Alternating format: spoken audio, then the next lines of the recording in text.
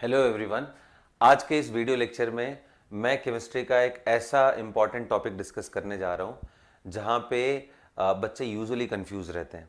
तो मैं टॉपिक आज का कंसिडर कर रहा हूँ electrophilic aromatic substitution of amine aniline and it's derivative.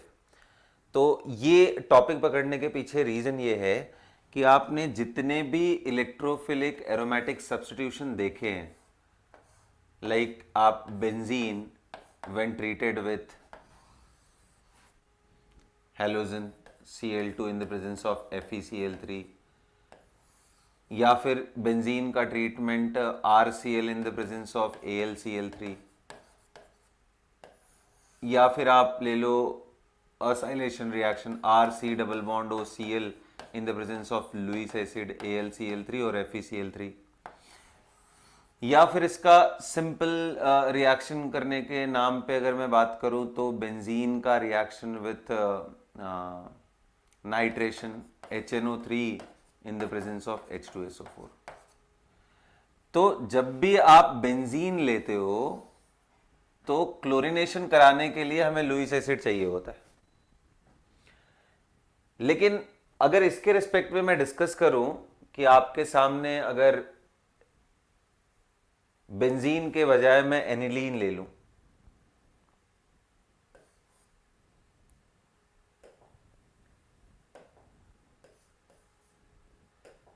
Benzene के सामने मैं एनिलीन ले लूं तो क्या फर्क पड़ जाएगा। तो आपको पहले मैं बता दूं कि एनिलीन जब आप NH2 को बेंजीन के ऊपर अटैच करते हो, नाइट्रोजन की donating ability is very very good and because of that it is highly activated, बहुत ज्यादा एक्टिवेटेड होता है। मतलब जितने एक्टिवेटिंग ग्रुप हैं ये टॉप 2 के लिस्ट में है, इतना पावरफुल है। अच्छा, एक्टिवेटिंग के साथ साथ एक तो रिएक्शन ये बहुत फास्ट करेगा। अगर सेम इलेक्ट्रोफाइल का रिएक्शन बेंजीन से कराया जाए एंड सेम इलेक्ट्रोफाइल का रिएक्शन आपका इसके साथ कराया जाए एनिलीन के साथ, या एनिलीन के किसी भी डेरिवेटिव के साथ कराया जाए, तो इन दोनों में जो रेट ऑफ रिएक्शन होगा एनिलीन का will be way more fast. पहला चीज तो ये। दूसरा इंपॉर्टेंट चीज ये है कि एनिलीन ना सिर्फ एक अच्छा एक्टिवेटिंग ग्रुप है बल्कि lone pair on nitrogen present होने के वजह से it is a good donor center, I mean good Lewis base भी है। ये लुईस बेस है। अब इसका मैं आपको एक एक करके एग्जाम्पल समझाने की कोशिश करता हूं, ठीक है। तो एंड साथ के साथ कंपैरिजन भी कराऊंगा। अभी आपने देखा कि जब हम बेंजीन के साथ क्लोरीनेशन कराना हो तो हमें लुईस एसिड की जरूरत पड़ती है, तो जाकर के ये बेंजीन का क्लोरोबेंजीन बनेगा। नॉट ओनली बेंजीन, अगर आप यहां CH3 डाल देते हो तो उसके रेस्पेक्ट में भी, क्योंकि ये वीकली एक्टिवेटिंग ग्रुप है, तो भी आपको लुईस एसिड लेना पड़ेगा। इधर यू टेक FeCl3 और AlCl3, then it will form, I mean जब CH3 रहेगा तो CH3 is a ortho para directing group, तो आप यहां पे Cl को ऑर्थो एंड पैरा के पोजीशन पे आप लगा दो, CH3 यहां Cl N+E। ये करना पड़ेगा आपको। अगर आपने सिर्फ क्लोरीन ले लिया तो रिएक्शन नहीं होने वाला है। लेकिन यहीं पे मैं अगर आपको बताऊं कि सेम रिएक्शन के लिए, सेम क्लोरीनेशन स्टेप के लिए अगर आपने यहां एनिलीन ले लिया तो एनिलीन को किसी भी लुईस एसिड कैटलिस्ट की जरूरत नहीं पड़ती है। मैं NH2 लिखूंगा यहां पे। When it is NH2, it do not requires any catalyst। आप क्लोरीन ले लो, ब्रोमीन ले लो, डायरेक्ट रिएक्शन करता है और इतना ज्यादा ये एक्टिवेटिंग है कि एक तो लुईस एसिड की जरूरत नहीं पड़ती है और दूसरा ये तीनों पोजीशन पे एक साथ अटैक करता है। यहां Br, यहां Br और यहां Br, तीनों जगह, और ये प्रेसिपिटेट होता है व्हाइट PPT। सो ये क्लियरली एक शोकेस है of the activating nature of this NH2 when it is attached to benzene ring. Okay, अच्छा फिर कई लोगों के दिमाग में आता है सर फिनॉल के साथ भी ऐसा होगा क्या? तो फिनॉल के साथ तब होता है, फिनॉल भी एक अच्छा एक्टिवेटिंग है, लेकिन फिनॉल में दो केसेस बनते हैं, एक है ब्रोमीन को नॉन पोलर CH2 में लेना और दूसरा है ब्रोमीन को पोलर सॉल्वेंट वाटर के अंदर लेना। तो जब आप वाटर में लेते हो तो ये ट्राई सब्स्टिट्यूटेड प्रोडक्ट बनाएगा, like it will give you OH and Br and Br and this will again be a white PPT। लेकिन जब आप CH2 के साथ लेते हो ना तो ये ऑर्थो एंड पैरा बनाता है, मतलब यहां Br एंड प्लस इस पे रखने के बाद OH एंड Br पैरा पे आएगा, मतलब तीनों Br इकट्ठे नहीं आते हैं जब नॉन पोलर। जबकि यहां पे आप डायरेक्ट ब्रोमीन ले लो CH2 में या ब्रोमीन ले लो वाटर में, कोई फर्क नहीं पड़ता, तीनों पोजीशन एक साथ सब्स्टिट्यूटेड होते हैं। इसलिए मैं बता रहा था कि NH2 is one of the most powerful activating group.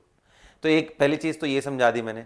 अब दूसरा, अगर आप इसके बारे में पढ़ोगे तो आपको ये समझ आएगा कि NH2 इतना अच्छा डोनर ग्रुप है, नाइट्रोजन का लोन पेयर इतना अच्छा डोनेट करता है, जिसके वजह से ये फ्रीडल क्राफ्ट अल्काइलेशन रिएक्शन नहीं शो करता है। मतलब एक तरफ जहां CH3, मान लो आपने यहां पे CH3 के बजाय मैं यहां पे कुछ और ले लेता हूं, से for example just a minute, say for example I took chlorine over here and यहां ले लिया मैंने CH3Cl in the presence of AlCl3। तो क्या रिएक्शन होगा, ये क्लोरीन भाई इसके वेकेंट p ऑर्बिटल में जाएगा, यहां प्लस आएगा और ये इलेक्ट्रोफाइल की तरह यहां पे अटैक करेगा, ऑर्थो एंड पैरा प्रोडक्ट बनाएगा, क्योंकि क्लोरीन स्लाइटली डीएक्टिवेटिंग होता है, लेकिन ऑर्थो एंड पैरा प्रोडक्ट यहां पे ये डेवलप करेगा, अल्काइलेशन। ठीक है, यहां लुईस एसिड चाहिए ही चाहिए, अदरवाइज यहां पे पॉजिटिव नहीं आएगा। लेकिन यही अगर आप NH2 ले लो तो इसका रिएक्शन नहीं हो करके ये डेवलप नहीं होता, जबकि ये ऑर्थो पैरा डायरेक्टिंग है। फिर भी क्या रीजन है इसके पीछे, तो अगर आपने CH3Cl ले लिया और AlCl3 ले लिया, as I told you that it is such a good donor that this lone pair will directly attack on Lewis acid AlCl3, it won't attack, I mean पहला काम क्या होता है कि ये लोन पेयर ये एक्सेप्ट करता है, बट अभी AlCl3 के पास ऑप्शन है क्लोरीन का लोन पेयर लेने के लिए एंड नाइट्रोजन का, and because it is a very good donor that's why it will accept the lone pair from NH2। और एक बार NH2 से लोन पेयर ले लिया तो ये डीएक्टिवेटेड रिंग बन जाएगा, फिर रिएक्शन सीज हो जाएगा। इसलिए आपको अगर इलेक्ट्रोफिलिक एरोमेटिक सब्स्टिट्यूशन रिएक्शन पढ़ना है तो आप बेंजीन का अलग से पढ़ो, अल्काइल बेंजीन का अलग से पढ़ो, even up to phenol you can consider. हालांकि फिनॉल भी काफी अलग रिएक्ट करता है, अलग कंडीशन में रिएक्ट करता है, लेकिन ज्यादातर रिएक्शन को आप एक जगह पढ़ो एंड फिनॉल एंड एनिलीन को अलग जगह पढ़ो। एक और मैं आपको चेंज यहां पे दिखाता हूं इसके इस पावर को समझने के लिए। आई होप आप समझ रहे होगे, जैसे अल्काइलेशन में प्रॉब्लम होती है ऐसी एसाइलेशन में भी प्रॉब्लम आएगी। मतलब एसाइलेशन का मतलब क्या हुआ, CH3 C double bond OCl and AlCl3, ये भी रिएक्शन ये शो नहीं करेगा। क्या इसका मतलब है ये इसके साथ नहीं रिएक्ट करता है? आंसर ऐसा नहीं। अगर आप AlCl3 हटा दो, AlCl3 हटा दो, तो एज आई टोल्ड यू कि ये इतना अच्छा डोनर सेंटर है कि ये इस पे अटैक करके और ऊपर नेगेटिव ये और ये बाहर निकल जाएगा, मतलब इसका जो प्रोडक्ट आएगा वो एसिटेनालाइड इसको बोलते हैं। बल्कि कई बार जब हमें रिएक्शन कराना होता है एनिलीन का, मान लो फ्रीडल क्राफ्ट ही कराना है, तो हम पहले इसको इधर से इधर कन्वर्ट कर देते हैं। क्या फायदा है ऐसा करने से, ये हाईली एक्टिवेटेड है, जबकि ये लोन पेयर अंदर तो आएगा साथ के साथ बाहर जाएगा, तो रिलेटिवली लेस एक्टिवेटेड है एज कंपेयर टू दिस। तो अब इसमें प्रॉब्लम नहीं होती। इसके लिए तो आपको लुईस एसिड चाहिए, AlCl3 चाहिए फॉर RCl, ये रिएक्शन होगा यहां पे। और बाद में क्योंकि ये अमाइड बॉन्ड है तो इसको निकालना हो तो बड़ा आसान सा तरीका होता है, आप OH माइनस वाटर डाल दोगे थोड़े लंबे टाइम के लिए, तो ये बॉन्ड टूट करके ये NH2 बन जाता है वापस। So this is how the reaction used to take place. एक और एग्जांपल लेकर के मैं आपको समझाता हूं इसके बारे में, and that is the case of nitration. और ये कई बार पूछा गया है एग्जाम में। नॉर्मल सर्कमस्टांसेस में अगर आप CH3 के साथ नाइट्रेशन कराते हो HNO3 एंड H2SO4 लेकर के, तो ये क्या बनता है, ortho and para product CH3NO2, क्योंकि इसका इलेक्ट्रोफाइल क्या है, NO2, नाइट्रेशन के लिए इलेक्ट्रोफाइल क्या होता है NO2, और दूसरा क्या बनता है यहां पे product, it will form CH3NO2 eight para, right, क्योंकि ये ऑर्थो पैरा डायरेक्टिंग है। अच्छा, अब इंटरेस्टिंग चीज ये है कि आप यहां NH2 ले लिए तो आप देखोगे HNO3 and H2SO4, आपके दिमाग में क्या आएगा कि भाई ये भी ऑर्थो पैरा डायरेक्टिंग ही है, क्योंकि लोन पेयर ये भी अंदर देगा और ये ऑर्थो पैरा डायरेक्टिंग है और एक्टिवेटिंग भी बहुत ज्यादा है। तो आप एक्सपेक्ट कर रहे होगे जैसे यहां CH3 यहां NH2 हो जाए, यहां NH2 हो जाए, बाकी प्रोडक्ट सेम रहेगा।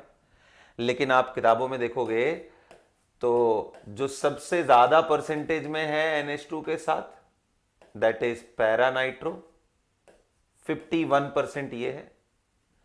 मजे की बात यह है कि अगला जो आप सोच रहे होगे कि 49% कोई और बन जाए, उसके बजाय ये मेटा प्रोडक्ट बनाता है। ये मेटा प्रोडक्ट यानी यहां NH2 और यहां NO2, and this is nearly 47%, और आपका 2% का प्रोडक्ट जो बचेगा वो 2% प्रोडक्ट आपका यहां पे NO2 का आता है ऑर्थो, जबकि ये ऑर्थो पैरा डायरेक्टिंग था। फिर मेटा इतने अच्छे परसेंटेज में क्यों बन रहा है, हालांकि मेजर अभी भी आपका पैरा ही है। क्यों ये इतना अच्छे परसेंटेज में बन रहा है, इसको समझना है तो फिर से वही आपको मैंने जो बताया था उसी बात पे आते हैं। कौन सी बात बताई थी मैंने कि नाइट्रोजन एक बेसिक सेंटर होता है NH2 में, और आप यहां पे क्या यूज कर रहे हैं H2SO4। H2SO4 क्या है, स्ट्रॉन्ग एसिड, तो ये H+ ये एक्सेप्ट करके कहां बन जाएगा, ये H+ लेकर के ये एनिलीनियम बन जाता है, और anilinium NH3+ is not ortho para directing, this is Meta directing. तो इस पे सब्स्टिट्यूशन होता है HNO3 and H2SO4 का, दैट्स वाई ये आपको मेटा प्रोडक्ट यहां पे देखने को मिल रहा है। सो आई होप कि आपको इसकी एनॉमलीज, मतलब नॉर्मल एरोमेटिक सब्स्टिट्यूशन से थोड़ा हट करके एनिलीन के रिएक्शंस हैं, इसलिए मैंने एक वीडियो में इसको कवर करने की कोशिश करी। So I hope you understood the whole topic. If you like this video, do share with your friends also and subscribe to the channel. Thank you.